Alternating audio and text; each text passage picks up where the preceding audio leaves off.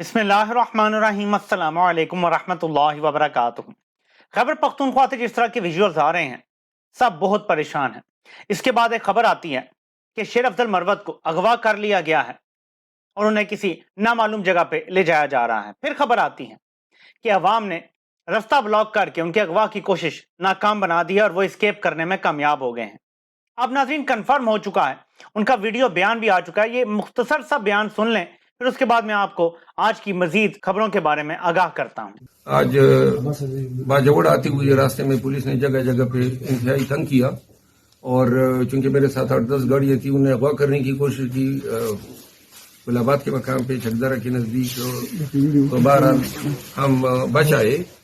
تو اب پولیس سے بھاگ رہے ہیں، پولیس نے جگہ جگہ بندیاں کی ہیں۔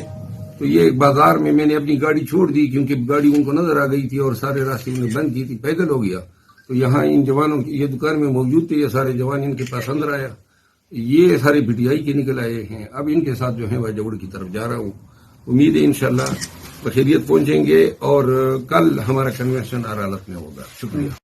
تو جیسے آپ نے سن لیا ہے کہ شیر افضل مروت کو اپنی گاڑی بھی پیچھے چھوڑنی پڑی ہے، اور اب وہ ان نوجوانوں کے ساتھ جنہیں شاید وہ پہلے سے نہیں جانتے تھے لیکن وہ پی ٹی آئی کے نکل آئے، ان کے ساتھ اب باجوڑ جائیں گے اور کنونشن ضرور ہوگا۔ تو صورتحال یہ ہے کہ خیبر پختونخوا کے خاص طور پہ جو نوشہرہ کے ویژولز آئے ہیں، نوشہرہ نے تو کمال کر دیا۔ جو ورکر کنونشن تھا شاید کسی بھی جلسے سے بڑا ہو گیا تھا۔ وہ اگر مخالف جماعتیں کوئی جلسہ بھی کریں تو شاید اتنا بڑا نہ کر سکیں جتنا بڑا وہ کنونشن ہو گیا تھا۔ تو ایک مومنٹم بنتا چلا جا رہا ہے، اور یہ مومنٹم کیوں نہ بنے، میں صرف آپ کو ایک فگر دکھا دوں پھر آپ کو باقی بات بتاتا ہوں۔ ناظرین، سال کی مہنگائی کی ایوریج 42.68% ہے۔ جی ہاں، ایئر آن ایئر چینج جو پاکستان میں مہنگائی کا ہے وہ نکلا ہے 42.68%۔ عمران خان کے دور میں مہنگائی 15% ہو گئی تھی تو کہتے تھے کہ عمران خان نے بہت مہنگائی کر دی ہے، 42% مہنگائی کی ایوریج نکل رہی ہے۔ ایسے میں کیا عوام ان لوگوں کو دوبارہ ووٹ دینے کا سوچ بھی سکتی ہے جنہوں نے یہ ظلم کیا اس قوم کے ساتھ، چلتے ہنستے بستے ملک کو تباہ و برباد کر دیا؟ کیا عوام سوچ بھی سکتی ہے ان لوگوں کو ووٹ دینے کا؟ حالات ان کے بڑے خراب ہیں، تمام تر کوششوں کے باوجود ناکام ہوتے نظر آ رہے ہیں۔ اب عمران خان کو دباؤ میں لانے کے لیے یہ دیکھیں کس طرح کے حربے استعمال کر رہے ہیں۔ یعنی عمران خان کو بڑے ہی کمتر اور گھٹیا قسم کے دشمن ملے ہیں۔ بشرا بی بی سے کہا جا رہا ہے کہ آپ نے توشہ خانہ سے جو تحائف لیے تھے وہ نیب کو واپس جمع کروائیں۔ بار بار وہ تحائف مانگے جا رہے ہیں، اب آخری نوٹس دے دیا گیا ہے، اور اگر وہ تحائف واپس نہ کیے گئے، وہ تحائف نیب کے سامنے پیش نہ کیے گئے، تو نیب نے کہا کہ ہم کوئرسیو ایکشنز لیں گے، مطلب گرفتار کر لیں گے آپ کو۔ 11 دسمبر کی تاریخ رکھی ہے، یہ تاریخ بھی بڑی سوچ سمجھ کے رکھی گئی ہے۔ 11 دسمبر کو عمران خان کا توشہ خانہ کے حوالے سے جو دلائل ہونے ہیں الیکشن کمیشن کی طرف سے، 11 تاریخ اس کی ہے، انہوں نے دلائل جمع کروانے ہیں۔ اس کے بعد فیصلہ آنا ہے کہ وہ فیصلہ معطل ہوگا یعنی، اور وہ فیصلہ معطل ہوتا ہے تو نااہلی ختم ہو جاتی ہے عمران خان کی۔ عمران خان کو دباؤ میں لانے کے لیے ان کی اہلیہ کو گرفتار کیا جا سکتا ہے، یہ کریں گے یا نہیں یہ بات کی بات ہے، لیکن کیا جا سکتا ہے کیونکہ عمران خان مان نہیں رہا۔ اور گراؤنڈ ریالٹی یہ ہے کہ عمران خان کو شکست دینا ناممکن ہے، بلے کا نشان ہو یا نہ ہو۔ سوشل میڈیا کا دور ہے، ایک ویڈیو عمران خان کے اپنے ٹویٹر اکاؤنٹ سے پوسٹ ہوتی ہے۔ عمران خان نے آفیشیلی الیکشن کیمپین لانچ کر دی ہے تحریک انصاف کی، اور اس کا بیانیہ یہ ہے کہ ہر ظلم کا بدلہ ووٹ سے لیں گے۔ اگر آپ وہ ویڈیو ٹویٹر پہ جا کے دیکھیں، عمران خان کے اپنے آفیشیل اکاؤنٹ سے پوسٹ ہوئی ہے، ابھی تک شاید 25 سے 30 ہزار لائکس اس کو ہو چکے ہیں، ویوز اس کے کافی زیادہ ہیں۔ پورا پاکستان یہ ویڈیو دیکھے گا، یہی ویڈیو ٹک ٹاک پہ بھی وائرل ہوگی، آپ دیکھیں گے بچے بچے تک پہنچے گی، اور یہ ایک ویڈیو جو لانچ کی گئی ہے یہ کافی ہوگی اپوزیشن کی تمام الیکشن کیمپین کو تباہ و برباد کرنے کے لیے۔ کچھ لوگ باہر ہیں لیکن ان کو کچھ سجائی نہیں دے رہا۔ ایک شخص جیل کے اندر ہے اور مسلسل اپنے وطن کے بارے میں سوچ رہا ہے۔ عمران خان نے صرف جو ایک بیان افغان مہاجرین کے حوالے سے دیا ہے، اس نے ایک موقع پیدا کر دیا کہ دوبارہ سے ہمارے تعلقات موجودہ افغان حکومت کے ساتھ بہتر ہو سکیں اور ہم یہ سارا مسئلہ بہتر طریقے سے حل کر سکیں، کیونکہ موجودہ حکومت نے یہ تعلقات تباہ و برباد کر دیے ہیں۔ کیا ہم افورڈ کر سکتے ہیں کہ جن کے ساتھ ہمارا بارڈر لگتا ہے، اور اتنا دشوار گزار بارڈر لگتا ہے کہ وہاں پہ مکمل کنٹرول رکھنا بھی تقریباً ناممکن ہے، آمد و رفت جاری رہے گی لوگوں کی۔ تو اس طرح تو دہشت گردی کے ایلیمنٹس کو ہمیشہ موقع ملتا رہے گا پاکستان میں آنے کا. اگر ہم ان کے ساتھ تعلقات ٹھیک نہیں رکھیں گے پاکستان میں اسٹیبلٹی نہیں آ سکتی. تو کچھ قوتیں اس کا مطلب ہے جان کی اسٹیبلٹی نہیں آنے دے رہی نا پاکستان میں. لیکن عمران خان نے جو لیٹر لکھا ہے افغانستان سے اس کی تعریفیں ہو رہی ہیں کہ شکر ہے پاکستان میں کسی نے سمجھداری کی بات کی ہے.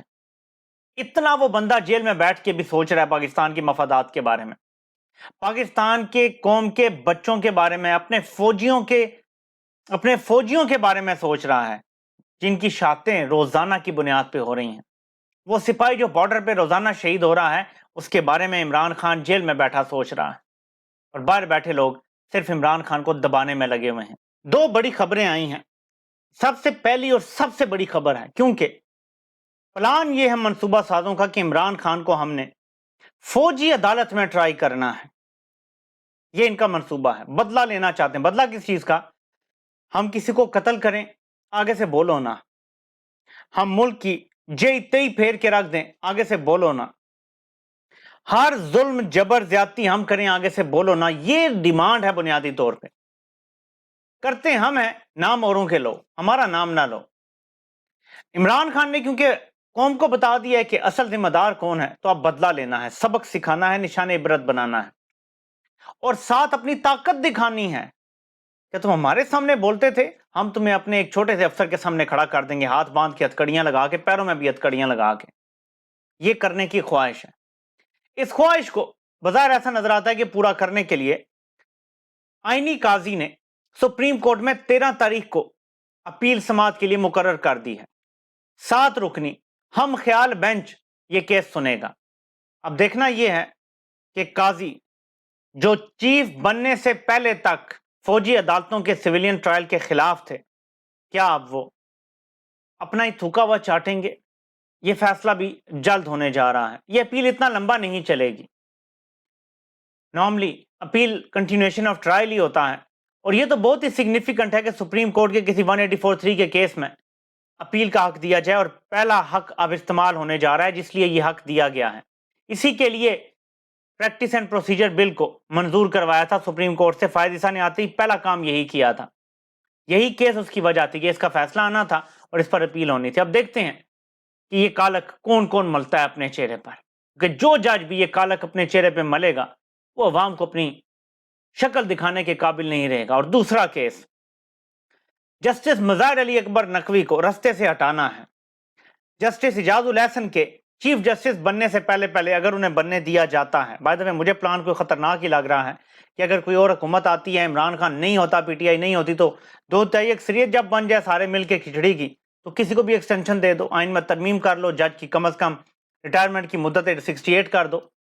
ہو سکتا ہے قاضی کو 3 سال ایکسٹینشن دی جا سکتی ہے, کوئی ایسا مسئلہ نہیں ہے. لیکن اگر جسٹس اعجاز الاحسن نے چیف بننا ہے تو ان کے ہاتھ کمزور کرنے کے لیے مظاہر علی اکبر نقوی صاحب کو رستے سے ہٹانا ضروری ہے. ان کا کیس بھی سماعت کے لیے مقرر ہو گیا ہے. نیکسٹ ویک ان کا کیس بھی لگ رہا ہے سماعت کے لیے, جس میں انہوں نے صدا کی تھی کہ سب کچھ اوپن کیا جائے. دیکھتے ہیں کہ اس کی کتنی اوپن ہیئرنگ ہوتی ہے. کیا یہ لائیو چلایا جاتا ہے کیس؟ ہوں گے چلایا جانا چاہیے. ایک جج کا احتساب ہے, لائیو چلائیں, وہ اپنے ثبوت پیش کرے, بتائے کہ اس کے ساتھ کیا کیا غلط کیا جا رہا ہے, سپریم جوڈیشل کونسل میں کیا غلط کیا گیا ہے, سب کچھ عوام کو نظر آنا چاہیے. یہ 2 بڑے انتہائی اہم کیس ہیں. قاضی صاحب اتنے تابعدار بچے بن گئے ہیں کہ عمران خان نے جو سائفر کیس میں ضمانت اپلائی کی ہوئی ہے وہ کیس ہی نہیں لگا رہے. اب میرے خیال میں یہ 3را ہفتہ شروع ہو رہا ہے, اس ہفتے بھی کیس نہیں لگا, تو یہ ہفتہ بھی ایسے ہی گزر جائے گا, اور اب اگلے جمعے تک ویٹ کرنا پڑے گا کہ پھر قاضی صاحب لگائیں گے یا نہیں لگائیں گے. اس قدر تابعدار ہیں کہ کیونکہ پیچھے سے آرڈر نہیں ہے تو کیس ہی نہیں لگانا. بھائی لگا لو نہ, دو ضمانت, کیس ہی نہیں لگا رہے. اس حد تک تابعداری تو عامر فاروق یا قاضی ہی کر سکتا ہے, اور کوئی نہیں کر سکتا. ہم نے بندیال صاحب کو بڑا برا بلا کہا, لیکن بندیال صاحب کیس تو لگا لیتے تھے, چلو بعد میں لیٹ جاتے تھے, کوئی عوام کو کوئی تھوڑا سا تو ہوتا تھا کہ کوئی سن تو رہا ہے انہیں. یہاں تو کیس ہی نہیں لگائے جا رہے. جیسا میں نے کہا کہ بڑا ہی مختصر دور ہے قاضی کا, بڑا ہی مختصر دور ہے, لیکن لوگ جسٹس منیر, جسٹس مشتاق, ان سب کو بھول جائیں گے اور کہا کریں گے کہ قاضی نہ بننا. یہ پڑھایا جائے گا, ایک وقت آئے گا, آج نہیں تو آج سے 20 سال بعد سے یہ پڑھایا جائے گا پاکستان میں لاء کے اسٹوڈنٹس کو کہ اس جج کی طرح نہ بننا یہ اچھا اگزامپل نہیں تھا. اور آپ دیکھیں گے یہ ہوگا اگر قاضی صاحب نے اپنا رستہ درست نہ کیا. جو اب وہ چل رہے ہیں رستے پہ, وہ رستہ جسٹس منیر اور مولوی مشتاق والا ہی ہے.